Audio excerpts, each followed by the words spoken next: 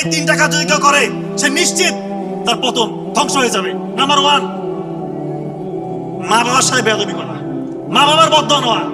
অনেকে দেখেন যে বাবার সেই স্মৃতি ভুলে গিয়েছে, ছোটবেলা থেকে কিভাবে কোলে পিঠে মানুষ করেছিল ভুলে যায়। এই কাজটা করবেন না। রাসূলুল্লাহ সাল্লাল্লাহু আলাইহি ওয়াসাল্লামের সময় ইয়েমেনের এক যুবক, নাম তার ওয়াইস আল কুরনি, ওনার খুব ইচ্ছা রাসূলুল্লাহ সাল্লাল্লাহু আলাইহি ওয়াসাল্লাম একবার দেখবেন, সুযোগ পেয়েছিলেন, কিন্তু বাসায় বৃদ্ধ মা, অন্ধ মা, অসুস্থ মা বলতেছে, বাবা তুমি যদি চলে যাও আমার কি হবে? উনি কষ্ট বুকে চাপা দিয়ে রাসূলুল্লাহ সাল্লাল্লাহু আলাইহি ওয়াসাল্লামের সাথে দেখা করতে যাননি। ওদিকে রাসূলুল্লাহ সাল্লাল্লাহু আলাইহি ওয়াসাল্লাম ঘোষণা দিলেন, সাহাবীদেরকে বললেন, ইয়েমেনের এক যুবক আছে নাম তার ওয়াইস আল কুরনি, সে যে দোয়া করবে সে দোয়া কবুল হবে।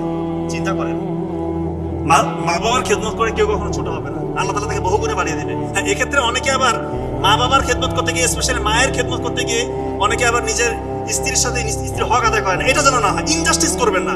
আপনি আপনার মায়ের হক আদায় করবেন, আপনার স্ত্রীর হক আদায় করবেন। আপনার স্ত্রী হচ্ছে আপনার সন্তানের মা, সে তার বাবা মাকে ফেলে এসেছে আপনার কাছে, তার হকটা আপনি আদায় করবেন।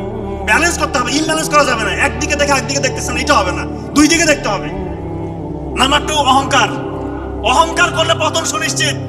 পবিত্র কোরআনে দেখবেন সূরা নাজিয়াত 79 নম্বর সূরা 18-19 নম্বর আয়াতে আল্লাহ তাআলা মুসা আলাইহিস সালামকে বলতেছে, তুমি আবার রাসূল হয়ে ফেরাউনের দরবারে যাও, গিয়ে তাকে বলো যে তুমি কি অহংকার ত্যাগ করে পবিত্র হতে চাও? যদি চাও